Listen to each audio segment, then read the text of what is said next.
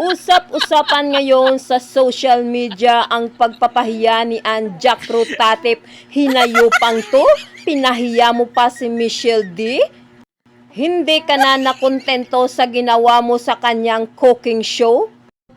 Niluto mo na nga, pinahiya mo pa ng todong-todo. Sino bang hindi manggigigil sa ginawa ng isang hinayupang kagaya ni Jack Rotatip sa ating pangbato na si Michelle D. Marquez? Kung hindi mo lang niluto ang lahat, sana nakapasok pa ng top 5 ang aming pangbato ng Pilipinas na si Michelle D. Marquez.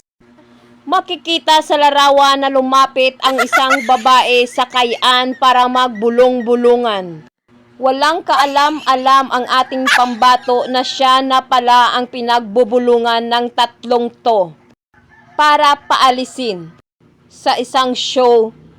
Makikita sa larawan na tinawag ni Anne si Miss Universe Thailand para tumabi sa kanya.